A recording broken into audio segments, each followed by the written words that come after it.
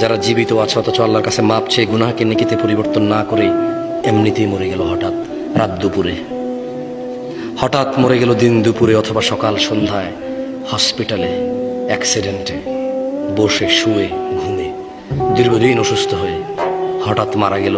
তার গুনাহগুলো গুনাহ রয়ে গেল, এগুলো তার জাহান্নামে যাওয়ার কারণ হয়ে বসবে। অথচ গুনাহগুলোই নেকিতে পরিবর্তন করতে পারতো সে বেঁচে থাকা অবস্থায়। এই যে নিঃশ্বাস চলা অবস্থা যদি বলতো যে ইয়া আল্লাহ আর করবো না, তুমি সাক্ষী, আমি করলে তো তুমি দেখবাই, কোথায় করবো তোমার থেকে লুকিয়ে। তুমি দেখো আর চুরি ডাকাতি জেনা ব্যভিচার নেশা মিথ্যা কথা কিচ্ছু বলবো না।